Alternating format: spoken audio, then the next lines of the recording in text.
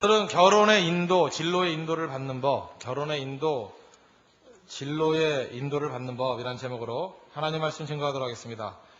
성령의 인도함을 받는 것을 원한다고 말들을 합니다. 다 원합니다. 그런데 실제로 어떻게 하면 성령의 인도함을 받는지, 예수님의 인도함을 받는지 잘 모릅니다. 모른다기보다는 익숙치 않다. 이게 맞다고 생각을 합니다. 인도함을 받는다는 것이 무엇인가? 이것은 우리가 낯선 곳을 가고자 할 때 길 찾는 방법을 보면 대충 알 수 있습니다. 이게 자동차를 몰고 낯선 곳을 갑니다. 그런데 길을 찾는 방법, 크게 보면 네 가지 종류의 인간이 있습니다. 첫째는 무작정형. 아무 준비 없이 그냥 갑니다. 어느 교회 간사하고 비슷합니다. 그냥 무작정 갑니다. 가면 모릅니다. 가서 물어보고 가서 전화 걸고 가서 헤맵니다. 옆에 있는 사람 속 터지죠. 저 바보 아닌가. 똑같은 일을 반복하는 경우도 있고 그렇습니다. 항상 그렇습니다. 근데 잘 보니까 주로 남자들이 이런 유형이 많습니다. 무작정형, 무대뽀형. 그냥 갑니다. 그리고 또 어떤 사람은 자기가 지름길을 안 듭니다. 지름길을 한다 그러는데 지름길이 3시간입니다. 그죠? 계속 정말 가슴에 불을 지르는 그런 사람입니다. 지름길이 아니고. 그죠? 몇 시간 걸리는 무작정형이 있습니다. 이게 별로 좋은 사람 아닙니다. 그죠? 또 하나는 지도형이 있습니다. 꼼꼼한 지도형. 그죠? 지도 들고 나 싸움 벌입니다. 지도 들고 찾아가겠다고. 여러분 잊지 마시죠. 하나님께서 하나님 백성들을 인도할 때 지도 들고 가듯 인도하지 않습니다. 많은 사람들은 성경이 지도라 그러는데 그렇지 않습니다. 하나님께서는 하나님의 뜻을 지도같이 다 보여주는 게 절대로 아니라는 것입니다. 대충 방향 정도 알지 모르지 지도같이 세밀하게 어디를 가고 어떻게 하고 결혼 대상자를 삼을 때 너는 얼굴이 길쭉하고 눈이 크고 머리숱이 많고 그다음에 오른쪽 어깨에 북두시성 점이 있고 이렇게 안 가르쳐주죠 절대로. 그렇게 알려주면 얼마나 좋겠습니까? 근데 하나님께서 그렇게 지도와 같이 알려주는 게 절대로 아니라는 것입니다.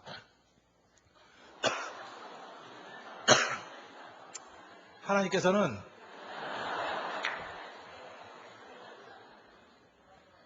벌레가 왔다 갔다 해서 벌레를 먹었어요.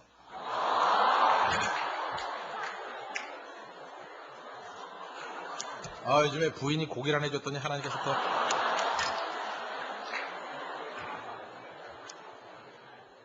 벌레를 먹었다니까요. 이게 벌레 먹은 표정입니다.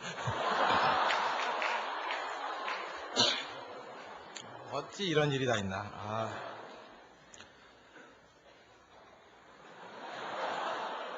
이상하네요, 가슴이. 하나님께서는 자동문으로 우리를 인도하듯이 우리를 인도해 주십니다. 이게 앞에 가면은 문이 열리는 거지 미리 시온에 들어가 다 알려가지고 아는 게 아니라는 것입니다. 사도 바울의 전도 여행을 할 때도 마찬가지입니다. 전체를 다 보여주지 않았죠. 1차 전도 여행은 이런 거다, 2차 전도 여행은 이런 거다 알려주지 않았습니다. 한 군데 가면 그 다음 갈 곳을 보여주고 그 다음 곳을 가면 또 그 다음 갈 곳을 인도해 주시는 방법. 왜 그렇습니까? 하나님께서는 철저하게 하나님을 의지하기를 원하시기 때문에 그렇습니다. 그래서 지도형, 참 용이 지도한 것 같이 보이지만 이건 현실적이지 않습니다. 이렇게 하나님 인도 안 합니다. 그래서 여러분 지도 들고 뛰듯이 뛰지 마십시오. 세 번째는 이거보다 조금 더 멋있어 보입니다. 나침반형. 이렇게 나침반 들고 방향. 역시 믿음은 방향이야. 이러면서 그죠? 방향을 향해 나아가야 돼. 맞습니다. 그래서 막 그럽니다. 북쪽으로 얼만큼 가다가 동쪽으로 얼만큼 가라. 근데 나침반을 들고 가가지고 우리가 정확한 길을 찾기 위해서 중요한 건 뭐죠? 내가 지금 어디에 있는지 또 내가 언제 출발했는지를 명확히 알아야 됩니다. 근데 이게 쉬운 게 아니에요. 내가 나를 잘 모릅니다. 내가 어디서 출발했는지 언제 출발했는지 잘 모릅니다. 그래서 나침반 큰 방향이 맞긴 맞는데 사실 이런 식으로 해서 길 찾는 것은 거의 불가능한 일입니다. 그래서 방향도 맞는 얘기지만 나침반만 들고 길을 찾겠다. 그것은 큰 흐름을 만들 수 있지만 그걸로 길을 찾는 것은 불가능하다는 것입니다. 예를 들어서 나침반 이런 겁니다. 여자 같으면 나는 남자하고 결혼한다. 그거 모르는 사람 누가 있어요? 그죠? 나는 믿는 사람과 결혼한다. 그거 모르는 사람 누가 있어요? 그 정도가 방향입니다. 아니면 너무 늙은 놈하고는 안 한다. 이 정도. 너무 어린 놈하고는 안 한다. 이런 거. 그죠? 너무 어린 사람하고 안 한다. 이 정도. 그런 선 정도. 그걸 방향, 그걸로 배우자를 찾을 수 있다고 말할 수는 없는 거잖아요. 그러니까 이게 나침반형이라는 것은 대충은 맞출 수 있지만 이걸 통해 가지고 정확하게 하나님의 뜻을 찾아내거나 인도함을 받는 것은 불가능하다는 것입니다. 그럼 네 번째 길인데 동행과 함께 가는 법입니다. 그러니까 길 잘하는 사람과 함께 가는 거. 이게 하나님께서 성령을 통해서 하나님의 백성을 이끌어가는 방법이다. 이렇게 말할 수 있다는 것입니다. 잘 모르는 사람 알려준다고 갑니까? 그죠? 지도 준다고 알아갑니까? 그냥 손 붙들고 같이 가는 거야. 나 따라와 하고. 그래서 성령의 인도하심을 받는 것은 성령과 함께 동행하는 삶과 동의어입니다. 성령과 함께 동행하다 보면 성령께서 우리의 길을 인도해 주신다는 것입니다. 하나님께서 이스라엘 백성들을 이끌기 위해서 모세를 보내셨죠. 모세가 하는 일이 뭐였습니까? 40년 동안 광야에서 헤매는 거였습니다. 생각해 보죠. 40년 동안 광야에 살았으니 그죠? 이 광야 전체, 미디안 광야 전체 그 모세의 손바닥 안에 놓여 있지 않겠습니까? 안 가본 데가 어디 있겠어요? 40년 동안 싸돌아다니는데. 그죠? 안 가본 데가 어디 있겠어요? 다 갔죠. 예를 들어서 무슨 뭐 서울에도 오래, 어떤 동네에 오래 산 사람 그러면 그 동네 길 뒷골목까지 다 합니다. 그죠? 왜 어렸을 때 다 다녔던 길이기 때문에. 하나님께서 그런 모세를 이스라엘의 목자로 삼으시잖아요. 길 아는 자. 그래서 알려주는 게 아니라 모세가 친히 그들을 이끌고 가나안 땅 입구까지 가지 않습니까? 이게 하나님께서 이끄시는 방법을 보여주는 가장 대표적인 것입니다. 그리고 실제로 하나님께서 불기둥과 구름기둥으로 함께 하셨습니다. 또 하나님의 언약궤로 함께 하셨습니다. 이게 뭐예요? 성령께서 우리와 함께 인도하는 길, 그것을 우리에게 보여주는 방법이라는 것입니다. 요한복음 16장 13절 보니까 그러하나 진리의 성령이 오시면 그가 너희를 모든 진리 가운데로 인도하시리니, 성령이 오시면 우리를 인도해 주신다는 것입니다. 어떻게? 동행하는 것을 통해서. 그러므로 우리의 진로가 되었던 결혼이 되었던 어떤 결정을 할 때 하나님의 성령과 함께 동행하면 된다. 이걸 붙들어야 된다는 것입니다. 그러면 어떻게 하나님의 성령과 함께 동행할 수 있을까? 이건 사실 순서적인 의미는 없습니다. 어떻게 보면 동시다발적이다 이렇게 얘기할 수 있습니다. 굉장히 많은데 세 가지 지침, 이거 꼭 붙들었으면 좋겠어요. 세 가지. 성령과 함께 인도함 받는 법. 첫째, 긴장을 풀고 일단 시작하라는 것입니다. 그러니까 성령과 함께 시작하라. 또 다른 말로 하면 기도와 함께 시작하라는 거예요. 기도하고 움직여야 된다는 것입니다. 하나 그 자리에 죽치고 앉아있는다고 되는 게 아니고 일단은 가볍게 움직이는 게 중요하다는 것입니다. 왜냐? 우리가 처음부터 딱 하고 정답을 알고 떠나는 게 아니라는 것입니다. 우리가 정답을 알고 떠납니까? 그냥 떠나는 거예요. 성령 따라서. 이렇게 떠나는 것이 중요하다는 것입니다. 예를 들어서 미사일 유도 장치가 있습니다. 미사일 유도 장치. 이런 장치가 있지 않습니까? 크루즈 미사일, 원격 유도 장치. 근데 이게 미사일 유도 장치 엄청나게 돈을 들여서 개발을 했는데 그 유도 시스템이 작동하는 거, 이 가이던스 시스템이 작동하는 게 언제부터죠? 일단 발사를 해야 될 거 아니에요. 발사를 해놓고 난 다음에 방향을 바꾸는 거지. 발사대에 놓여 있을 땐 유도 시스템, 가이던스 시스템이 절대 작동할 수 없습니다. 우리도 마찬가지라고요. 성령의 이 가이던스 시스템이 있는데 어떻게 움직이죠? 발사가 돼야죠. 움직여야지 우리를 끌어가시는 거지. 움직이기 전에 움직일 수는 없다는 것입니다. 잠언 16장 9절 보니까 사람이 마음으로 자기의 길을 계획할지라도, 마음속에 계획이 있습니다. 그 걸음을 인도하시는 자는 여호와시니라. 그러니까 무슨 얘기입니까? 계획만 하고 움직이지 않으면 인도가 안 된다는 거죠. 계획했으면 일단 움직이라는 거예요. 그 계획이 맞든 틀리든 간에. 여기서 사람이 자기 길을 계획했다. 이 길이 정답이라는 뜻이에요? 사람이 자기 길을 계획했는데 어떻게 그게 정답이에요? 자기가 그냥 생각했던 계획이죠. 플랜이지. 그 플랜을 갖고 일단 시작하라는 거예요. 그러면 그 계획 그대로 된다고 말했어요, 성경이? 아니에요. 그 걸음을 인도하시는 것은 하나님이시래. 여호와 하나님이시다. 이 말을 좀 세련되게 풀면 하나님의 유도 시스템이 작동하기 시작한다. 그 얘기죠. 하나님의 가이던스 시스템이 작동해가지고 계획대로 되는 게 아니고 하나님의 인도하신 대로 된다. 이건 멋진 표현 아닙니까? 그러기 위해서 우리가 해야 될 일이 뭐예요? 일단은 계획 가지고 움직이는 게 필요하다는 것입니다. 많은 사람, 특별히 성격이 꼼꼼한 사람들은요, 하나님 앞에서 이렇게 움직이지 못하고 노심초사해서 긴장해서 움직이지 못하는 경우가 많이 있어요. 왜냐? 하나님께서 내 계획과 길을 확정시켜 놓은 걸로 착각을 한다고요. 그래서 이렇게 답답한 여자애들, 답답한 남자애들 보면 그래요. 연애도 안 하면서 하나님 내 짝 정해놨대요, 어디에. 그리고 아무도 안 만나요. 내 짝 정해놨대요. 가만히. 그러다가 이제 33살 되면 믿음이 흔들리기 시작하는 거예요. 정해놨는데 혹시 안 정해놓은 거 아니야? 막 이러고, 그죠? 막 흔들리고. 아무나 대충 만나기 시작해 하나님 유도를 하죠. 어디로. 그죠? 아니, 남자도 여자 쪽을 가서 향해서 잠깐 찝쩍대고 만나고 이래야 이거 아님 요리조리 피해가지고 조고임 이렇게 가는 거지. 가만히 앉아가지고 밤낮 들판에서 묵상만 하고 앉았고, 그죠? 성경 줄이나 긋고 있고 형광펜으로 그 색종이 같이 그리고 계속 그러고 있으니 성경이 확 보이네니 이런 거나 보고 있고. 그 언제 만나요? 언제? 탐색을 해야 될까요? 탐색. 가이던스 시스템이 그때 작동한다니까. 움직이기 시작할 때부터. 그러니까 하나님께서는 이게 줄타기용 줄같이 팽팽하게 긴장을 가지고 살아가는 게 아니면 느슨하게 가라고요. 느슨하게. 그래서 일단 시작하는 게 중요하다는 것입니다. 한 번 실수하면 끝나는 게 아니에요. 하나님께서 자동차 몰고 가는 거와 똑같지요. 처음에 잘못 가면 어떻습니까? 조금 지나치면 어때? 돌아오면 되는 거지. 그게 뭐 죽고 살 문제예요? 일단 자동차 움직이는 게 중요하죠. 움직이는 게. 움직여서 어느 방향을 향해 가야지요. 그죠? 예를 들어 서울에서 대전 간다 그러면 대전 향해서 일단 가는 게 중요한 거 아닙니까? 물론 다 준비는 해야죠. 그래 준비만 3박 4일 할 거예요? 일단 떠나야죠. 대전 근처에 가서 거기서 또 이렇게 잘못 돌아오면 한 바퀴 돌면 또 찾을 수 있잖아요. 일단은 성령과 함께 의지하면서 출발하는 게 중요하다는 것입니다. 그죠? 그 출발하지 못하면 아무것도 안 된다는 거예요. 사도행전 16장 보면 사도 바울의 인도함을 받는 걸 보면 그렇습니다. 사도 바울이 어디 가서 전도할까? 자기가 계획 세우죠? 계획은 어디였어요? 아시아. 자기 계획을 세우잖아요. 자기 계획으로 움직이잖아요. 사도행전 16장 6절 보니까 성령이 아시아에서 말씀을 전하지 못하게 하시거늘 막았어요. 그쪽 길은 아니야. 그랬더니 하나님은 다 안 가르쳐주죠? 이거 보세요. 지도같이 안 가르쳐주잖아요. 그냥 아니라고 그 얘기밖에 안 해요. 거긴 아니야. 그랬더니 가만히 있었어요? 부르기아와 길리디아 땅으로 다녀가 무시아 앞에 이르러 그 다음에 비두니아로 가고자 애쓰되 자기 계획 세워가지고 막 움직이잖아요. 그랬더니 성령이 이렇게 인도하는 경우는 드문데 또 아니야 그랬다. 아니야. 예수의 영이 허락지 아니하신지라. 그러면 승질을 부르고 그거 어디란 말이야 이렇게 소리 안 지르고 또 찾았어요. 그래서 또 가려고. 그러다가 드루아에서 환상을 봤죠. 마게도니아의 환상. 아 그래서 하나님의 뜻이 유럽이구나. 빌립보구나. 그래서 빌립보를 향해 넘어가지 않습니까? 저는 사도행전 16장 한 장만 제대로 분석을 해도 성령의 인도하심이 어떤 것인지 금방 알 수 있다고 생각을 합니다. 이것도 마찬가지예요. 예를 들어서 어떤 자매 아니면 현숙이한테 갔어요. 그랬더니 성령이 아니야 그랬어요. 그랬더니 말자한테 갔어요. 그랬더니 걔는 아닌 거 알잖아. 그러면 어쩌란 말이에요 그랬더니 그럴 때 하나님께서 말하기를 누구다 선자다 선영이다 아니면 혜연이다 혜림이다 이렇게 알려준다고요. 그럼 그런가 보다 하고 하는 거지. 그걸 어떻게 앉아가지고 자기가 다 맞춥니까? 주님 찾자만 그렇게 주세요. 자 이니셜 S.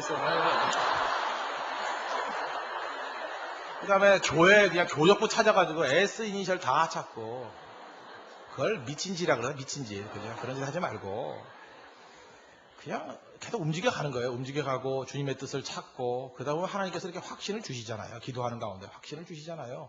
그래서 자기가 안다고요. 아 이게 하나님의 인도하심이었구나. 그걸 알 수 있다는 것입니다. 그리고 그렇게 좀 찾다가 길을 좀 잃으면 어때요? 길을 잃는 거에 대해서 너무 걱정하지 말라고요. 우리를 보통 비유하기를 양이라 그러잖아요. 양의 은사가 뭔지 알아요? 길 잃어버리는 거예요. 양은 특기가 뭔지 알아요? 길 잃어버리는 거예요. 양 그러면 길 잃은 양 그래야 뭔가 좀 어울리죠? 길 찾은 양 그런 얘기 들어봤어요? 그죠? 죽어도 길 안 잊어버리는 양 그럼 양이 아니죠. 그러면 늑대지 그게 그죠? 양은 길 잃어버리는 거야. 엉뚱한 데 헤매고 그죠? 그러면 그래서 목자가 있는 거 아니에요? 그거 아니면 목자가 할 일이 뭐가 있어요? 목자가 와가지고 건져주고 끌고 가고 안고 가고 예수님이 우리 목자라면서요. 예수님도 할 일이 있어야지 그죠? 우리 좀 길 좀 잃어버려야 주님이 또 찾아가지고 오고 그럴 거 아니에요? 무슨 얘기인지 아시겠죠? 너무 걱정하지 말라고 길 잃어버리는 거에 대해서. 하나 중요한 건 목자가 소리 지르면 듣고 목자의 음성을 듣고 또 잊어버렸네. 그리고 또 찾아가고 나는 왜 이러지? 나는 맨날 길 잃어버리는 게 은사인가 봐. 이러고 또 가는 거예요. 그리고 목자 좋아. 그리고 가면 되는 거라고요. 그게 신앙생활이에요. 그죠? 밤낮 정답이 있으니까 틀리고 틀리는 거지. 이사야에서 53장 6절을 보니까 우리는 다 양 같아서. 그렇잖아요. 우리는 다 양 같다고. 우리가 누구 같아요? 양 같아요. 양 보고 약수 닮았어 우리 그죠? 그릇 행하며 맞죠? 우리도 그릇 행해요. 그릇 그죠? 맨날 틀려요. 각기 제 길로 갔거든. 맞아. 지 길로 맨날 가요. 어디 삼천포로 빠지고 죄송합니다. 삼천포 아니고 이상한 데로 빠진다고요. 그죠? 여호와께서 무리의 죄악을 그에게 담당시키셨다. 성경의 말씀 아니에요. 그러니까 일단 성령과 함께 움직이는 거 이게 중요한 거죠. 그래서 지금까지도 아무런 진로를 놓고도 시도도 안 해보고 결혼을 놓고도 시도도 안 해보고 그리고 나 주님 언제입니까 그러면 네가 움직여야 유도 시스템이 작동을 하지 이렇게 된다는 거예요. 지금부터 작업에 시작을 하십시오. 작업의 장소를 잡으십시오. 내일도 새벽 기도 끝나고 난 다음에 얼마나 많은 시간이 있을까? 기도하는 것을 가장해가지고 기도도 하고 그죠? 소리 질러대면서 하나님 하면서 이렇게 불러서 좀 들리게. 그것도 참 중요하다고 생각해요. 그죠?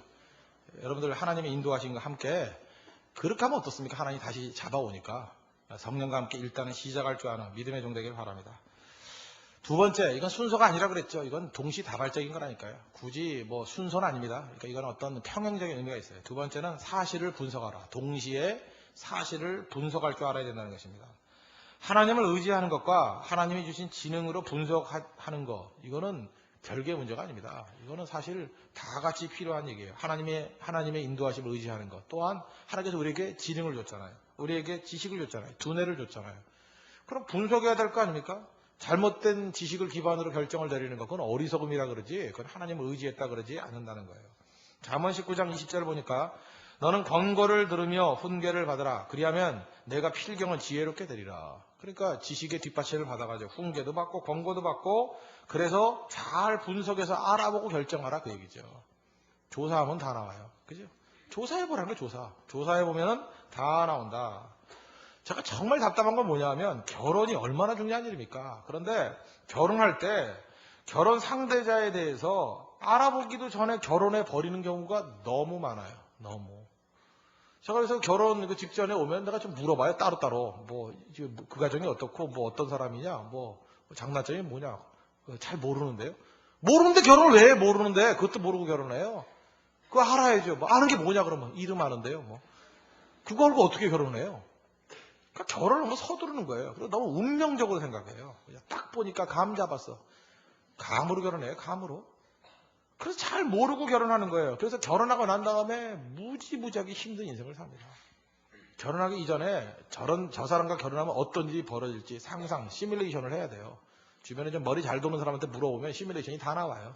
저 사람과 결혼하면 이런 문제가 생기게 될 것이다. 이런 문제가 생기게 될 것이다. 이런 일이 벌어지게 될 것이다. 다 나온다고요. 그럼 그런 것들을 마음에 새기면서 내가 그걸 극복해낼 수 있는지, 그런 상황을 이겨낼 수 있는지 점검하고, 그래도 내 사랑이 더 큰 거예요. 그럼 할 수 있는 거죠. 뻔히 예측 가능한 일까지도 생각을 안 해보고 한다는 건 어리석음이라고요.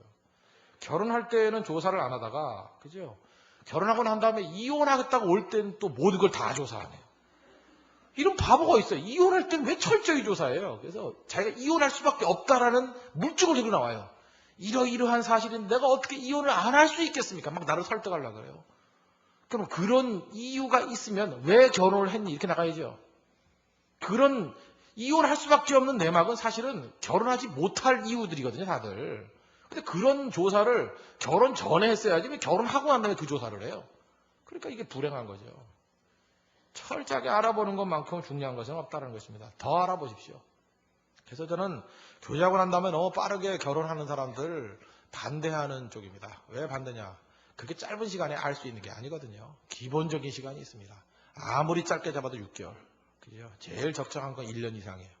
그 정도는 알아보고, 당해보고, 싸워도 보고, 성질내는 것도 한번 보고, 그죠? 좋을 때 이를 가는지 코를 고는지, 눈이 뒤집히는지, 목류병이 있는지 알아봐야 될 거 아니에요. 내가 그걸 감당할 수 있어요. 그러면 하는 거죠. 까짓 거 묶어놓고 있으면 되죠. 그럼 감당할 수 있는 거예요. 이를 갈면 나도 갈면 되지. 그럼 되는 거예요. 그죠? 코 걸면 나도 걸면 되는 거지. 그러면 되는 거라고. 근데 그때 예민한 사람들이 있거든요. 못 견디겠다고 하는 거. 그런 것도 얘기를 해야죠. 그러니까 여러분들 잊지 말고 잘 알아봐야 된다는 것입니다. 알아보는 거. 일자리도 마찬가지입니다. 일자리에서 알아봐야 될 거 아니에요. 그냥 무조건 취직부터 하겠대요. 그러면 그 일이 어떤 일인지, 주의 성수가 되는 일인지, 그게 하나님께서 기뻐하시는 일인지, 월급은 얼마 주는 일인지, 들어가 보고 모른대요. 너 월급 얼마 주냐? 모른대요. 그것도 모르고 취직하는 사람이 있어요. 다 알아봐야죠. 그죠? 알아보고 난 다음에 분석하고 난 다음에, 그 다음에 결정을 내려야 옳은 건데, 그런 결정도 없이, 그냥 묻지도 않고 묻지마로 가는 것은 문제가 있다는 것입니다. 왜 이런 일이 벌어지느냐? 사실을 알아가는 것은 고통스러운 일입니다. 그래서 이렇게 생각이 돼요. 어떤 사실을 깊이 알아가는 것은 영적인 일이다. 이렇게 생각하는 것이 좋습니다. 그러니까 영적인 일이에요. 기도하면서 어떤 의미에서 이렇게 판도라의 상자를 여는 것 같죠. 생각해 보세요. 상대편의 어떤 약점 또 나오면 괴롭잖아요. 그러니까 그냥 모르고 넘어가는 게 좋겠다. 그렇지 않아요. 열어봐야 돼요. 이것도 열어보고 저것도 열어보고, 그래서 잘 알아보고 난 다음에 내가 이것을 극복할 수 있는지, 약점을 알고 품어주면 되는 거 아니에요. 장점 때문에 좋아하고 약점 때문에 사랑한다 그러잖아요. 약점을 알면 어때요? 약점 내가 품어주면 그게 사랑이 되는 거 아니에요? 그러나 모르고 하면 안 된다는 거예요. 알고 가십시오. 다 알아야 된다는 얘기는 아닙니다. 기본적으로 자기가 겪을 수 있는 부분들, 그런 거 알고 비밀까지 다 알라는 얘기가 아니에요. 과거까지 알라 그런 얘기가 아니에요. 그죠? 그런 기본적인 걸 알고 접근하는 것이 중요하다는 것입니다. 누가복음 14장 28절을 보니까 너희 중에 누가 망대를 세우고자 할진대 자기의 가진 것이 준공하기까지에 족할런지 먼저 앉아 그 비용을 예산하지 아니하겠느냐. 그러니까 계산하지도 않고 나가는 사람이 어디 있겠느냐. 그러니까 계획 세워야 된다는 거죠. 저는 물건을 구매하는 것도 마찬가지라고 생각합니다. 물건 구매하는 것이 하나님께서 우리에게 공부시키는 거라고 생각합니다. 저는 과거에 그랬어요. 물건을 아주 쉽게 샀습니다. 그렇게 사면 안 돼요.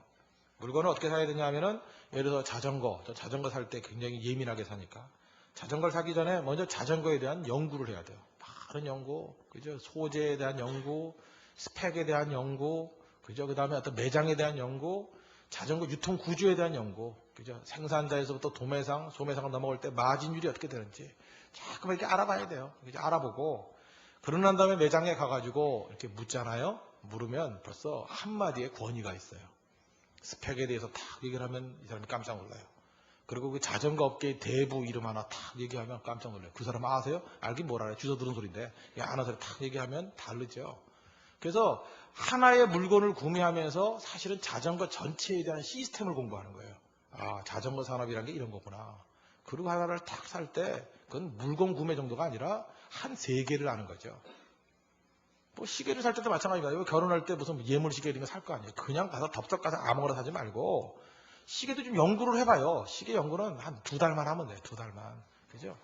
2달만 깊이 연구를 해보면은 시계 시스템부터 쫙 다 나와요. 쫙 다 나온다고. 그죠? 왜 시계가 명품이 나오는 것이며 어떤 것이 나오는지. 그죠? 뭐 이런 게 다 나온다고요.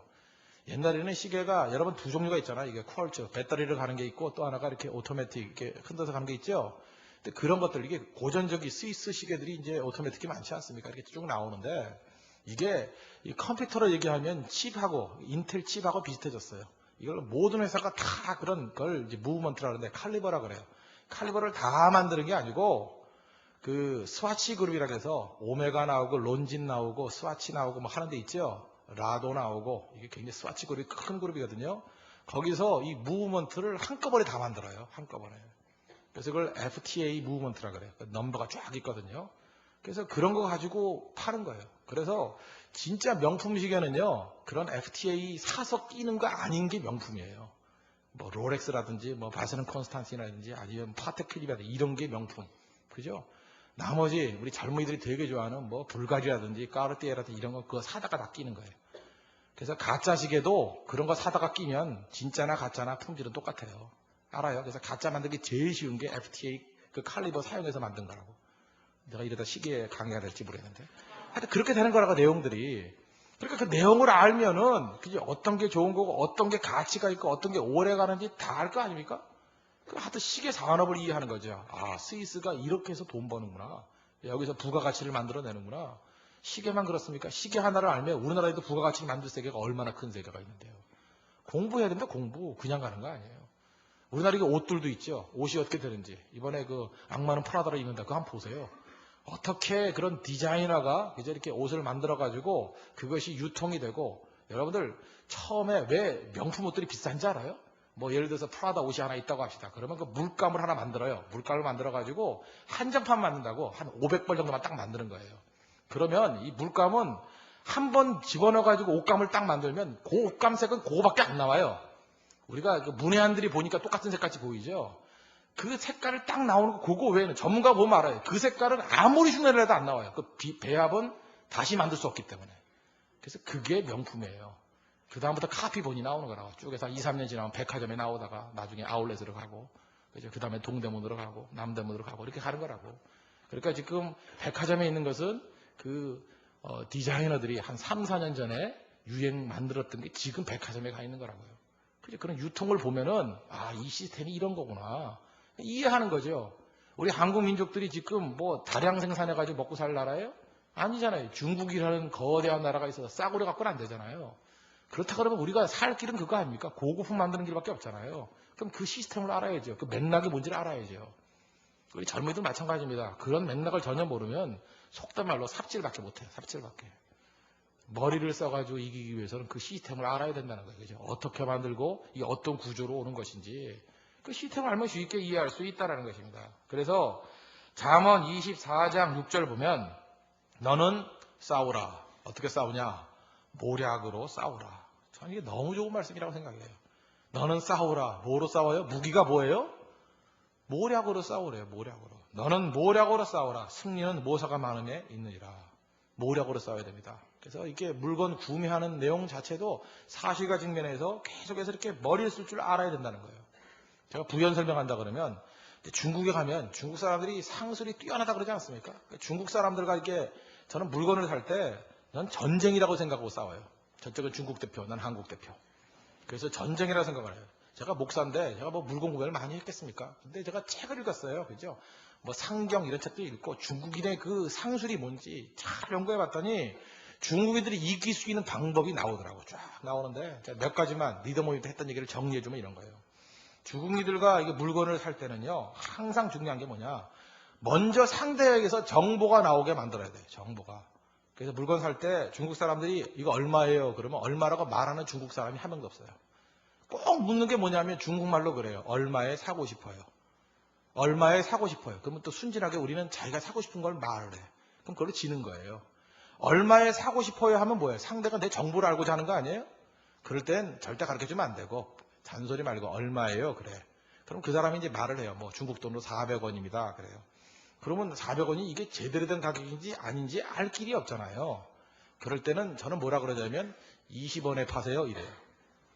400원을 불렀는데 20원 그러면 이건 가격의 가격 아니에요. 가격 아니라고. 그럼 상대가 화를 낼 것이라고 생각하는데 그것도 여러분 어차피 외국 사람 다시 볼 것도 아닌데 화를 내면 어때요? 가지고. 그죠? 400원을 부르면 20원을 불러야 된다고. 20원은 가격이 아니에요. 내가 그렇게 말해야 상대가 정보가 나오지. 그 400원 부르던 사람이 씩 웃으면서 뭐라 그러냐면 100원 해줄게요 그래요. 그럼 나는 알았지요? 말 한마디에 400원이 100원이 된 거예요. 그러면 알죠. 이거 한 50원에 사는 거예요. 그죠? 그래서 얘기해서 50원에 사왔다 그런 사람들이 놀라워요. 어메이징 그레이스 하고 막 그러는데 그게 아니죠. 그 사람이 나한테 진 거예요. 왜? 정보를 지가 먼저 얘기했으니까. 저는 400원 그러면 우리 한국 사람들 간이 약해가지고요. 350원에 안 될까요? 그래가지고 370원에 사와요. 그거 싸게 샀다고 좋고 뭐. 절대 그런 얘기는 해서 안 된다는 거예요. 그리고 또 두 번째, 화를 내는 것도 상술이라는 거 잊지 마십시오. 한번 생각해 보세요. 거기에 비싼 매장 차려놓고 나와 같이 시간을 보내면서 장사꾼이 장사를 합니다. 그러면 물건을 팔려고 나온 거예요? 화를 내려고 나온 거예요? 물건을 팔려고 나온 거예요. 근데 화를 냅니다. 왜 화를 내죠?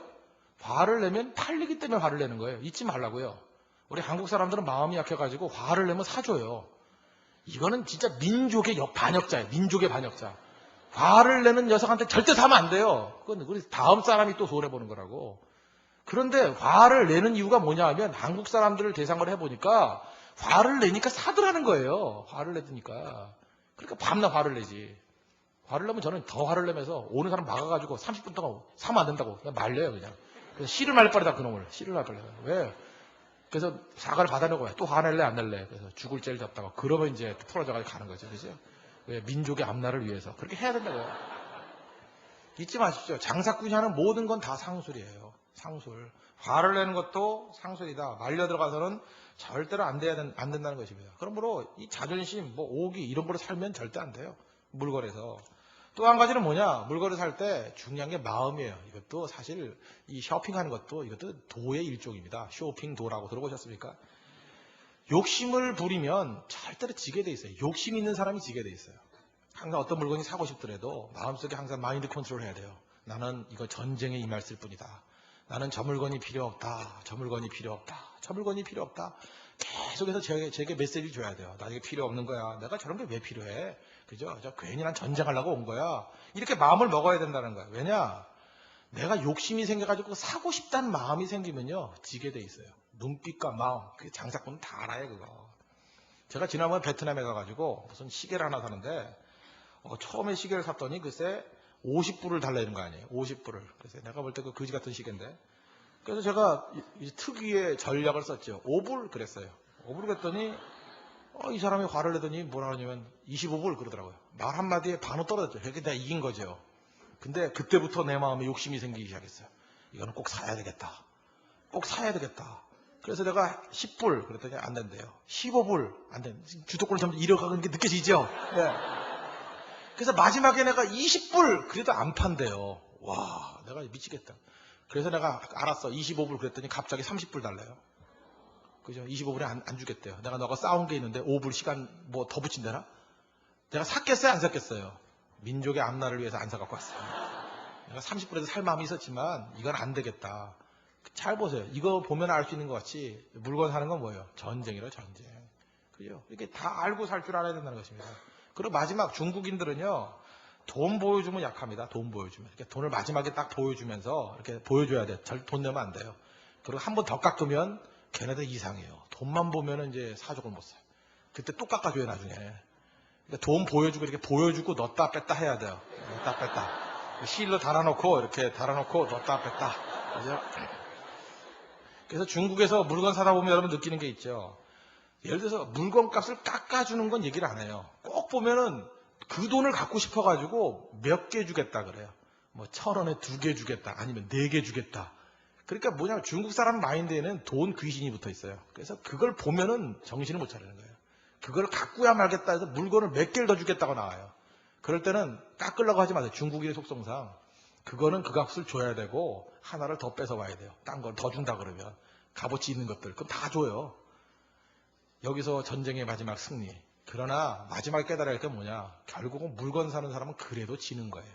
남으니까 파는 거죠. 그러니까 결국 이 모든 싸움이 뭐예요? 덜 지는 법을 배우는 거예요. 그래서 적어도 저는 어렸을 때부터 이런 훈련들을 받아야 된다고 생각합니다. 그래서 우리가 영원한 라이벌이 될 중국 사람들과 적어도 중국인을 알아야 될 거 아니에요. 다음에 제가 시간이 되면 일본 사람과 싸워서 이기는 법을 가르쳐 드리겠습니다. 그 다음 편이에요. 다 뭐예요? 사실이에요, 사실. 사실과 직면하면서 한 가지 전략들을 세워 나가는 거, 이게 전 진짜 중요한 거라고 생각을 합니다. 다시 결혼을 넘어가면 결혼도 마찬가지예요. 결혼에 사실들이 쭉 있거든요. 분석을 해야 돼요. 직장 진로 마찬가지예요. 사실들이 있습니다. 아프더라도 분석하면서 나아갈 때, 그죠? 성령의 주시는 능력과 함께 분석하면서 나아갈 때 정답이 나온다는 것입니다. 세 번째, 성령의 인도하심을 받는 것은 뭐냐? 하나님의 지혜를 구해야 된다는 것입니다. 더 쉽게 얘기하면 기도하면서 주와 함께 나가는 거죠. 야고보서 1장 5절 보니까 너희 중에 누구든지 지혜가 부족하거든 모든 사람에게 후히 주시고 꾸짖지 아니하신 하나님께 구하라. 그리하면 주시리라. 잘 보죠. 하나님의 성령의 능력을 구해야 됩니다. 지혜를 구해야 된다는 거예요. 하나님 무엇을 구할까요? 어디로 갈까요? 그죠? 하나님 지혜를 주십시오. 그게 참 중요한 거라고 생각합니다. 저는 뭐 어떤 사람은 그러니까 하대요. 뭐 저도 마찬가지입니다. 쇼핑을 할 때도 기도하고 가야 됩니다. 하나님 오늘도 좋은 쇼핑이 되게 해 주십시오. 그러면 뭐 쉽게 사는 거죠. 제가 지금 이 양복을 산 거 이거 구매에 10분도 안 걸렸어요. 저는 그 항상 간단하게 제 단골집이 있거든요. 맨날 가는데. 왜냐하면 거기를 가면은 보통 30%를 디스카운트 해주고 가끔 10%를 더 해줘요, 저한테. 그러니까 뭐 괜히 싸울 것도 없고 거기 가면 한 40%를 해주거든요. 제가 알아요. 그래도 남지요. 많이 남죠. 우리 한국은 원래 많이 붙여가지고 많이 깎아주니까. 근데 거기가 백화점인데 백화점도 깎아주는 거 아시죠? 막 깎아줘요. 제가 목사라고 막 깎아줘요. 근데 제가 오래간만에 저는 거기 비싸서 그 집 잘 안 가거든요. 거기가 제일모직 파는 데인데 뭐 로가디스 뭐 이런 거 파는 데예요. 그죠? 또 하나가 뭐더라 뭐 MBO인가 뭐 이런 거 파는 데인데 거기는 제가 제일모직이 비싸서 잘 안 가는데 그날 이상한 쇼핑에 영이 임해가지고 거기를 먼저 들어갔어요. 거기는 안 깎아줘요. 거기는 뭐 세일 그래봐야 30% 이상 절대 안 해준다고. 그래서 그냥 구경이나 하려고 보려고 딱 가려고 그랬더니 거기서 딱 보자마자 옆집에서 깎아주는 거 제가 압니다. 그러고 앉은 자리에 10% 더 깎아준대요. 그래서 이거 산 거거든요. 이게 제일모직 거예요. 그래서 제가 금방 샀거든요. 그때 제가 느꼈던 게 뭐냐. 아, 기도의 능력은 대단하구나. 쇼핑에 영이 임하셨어요. 그죠? 그래서 그냥 가자마자 첫 번째 옷이었습니다. 그냥 첫 번째 옷 입고 걸치니까 딱 맞아요. 뭐 두 번도 없어요. 그냥 쟤는 사이즈 딱 알거든요. 42R. 그게 제가 딱 맞아요. 42R. 이건 또 뭔지 모르겠네. 하여튼 그렇게. 그죠? 그럼 딱 맞아요. 거의 다 맞아요. 거의. 그러니까 그런 식으로 우리의 사역에 있어서 쇼핑도 마찬가지고 결혼도 마찬가지고 우리 진로도 마찬가지고 하나님의 성령께서 지혜 주시지 아니하시면 어떻게 우리가 길을 걸어갈 수 있겠습니까? 그러니까 성도의 사명은 뭐예요? 날마다가 기도죠. 기도가 없다는 얘기는 뭐죠? 결정 안 하고 산다는 얘기예요. 그죠? 아무것도 결정 안 하고 산다. 우리 굉장히 많은 결정을 하고 살아야 되기 때문에 기도 없이 살 수가 없어요. 저는 담임 목사로 그렇습니다. 교회 안에서 결정할 게 얼마나 많아요. 기도 없이 살아갈 수가 없겠죠. 그 결정을 기도 없이 했다가 그 뒷수습을 어떻게 하려고. 하나님께 날마다 지혜를 구하지 아니하면 하나의 결정도 굉장히 중요한 거거든요. 그러니까 하나님의 인도하심을 받는 거죠. 빌립보서 4장 6절 보니까 아무것도 염려하지 말고 오직 모든 일에 기도와 간구로 너희 구할 것을 감사함으로 하나님께 아뢰라. 그리하면 모든 지각에 뛰어난 하나님의 평강이 그리스도 예수 안에서 너희 마음과 생각을 지키시리라. 여러분 이 지혜를 갖고 항상 하나님에게 구할 줄 아는 우리 믿음의 종 되기를 바랍니다. 말씀의 결론 맺겠습니다. 성령과 함께 동행하는 삶. 일단 성령과 함께 시작하라. 그죠? 움직이라. 그래야 가이던스 시스템이 작동하기 시작한다. 성령께서 우리 길을 인도해 주신다. 그리고 또 동시적으로 사실에 대해서 분석해야 됩니다. 결혼 문제 알아야 돼. 철저히 알아야 돼. 직장 문제 철저히 알아야 됩니다. 뭐 물건 사는 문제 철저히 알아야 돼요. 아는 거. 싸울 때 어떻게 싸워요? 모략으로 싸우라. 모략으로. 그리고 세 번째, 성령의 직접적인 지혜를 구해야 됩니다. 하나님 결정하는 가운데 인도해 주십시오. 하나님 성령께서 함께해 주실 것입니다. 이렇게 성령의 지혜를 구하고 사실을 분석하고 또 성령과 함께 시작하게 될 때 이런 모든 과정을 종합해서 하나님께서 우리를 선한 길로 푸른 초장과 맑은 시냇물가로 인도해 주신다는 것입니다. 여러분의 삶 가운데 멋진 시냇물을 발견하고 멋진 푸른 초장을 발견하는 축복이 임하길 바랍니다. 더 이상 겨울이 춥지 않기를 바랍니다. 기도하겠습니다. 하나님, 우리 결혼 문제, 진로 문제, 우리의 결정해야 될 많은 문제들이 있습니다. 하나님, 성령과 함께 지혜롭게 결정할 수 있도록 인도해달라고 이 시간 다 같이 하나님께 간구하도록 하겠습니다. 하나님 아버지 주님 감사를 드립니다.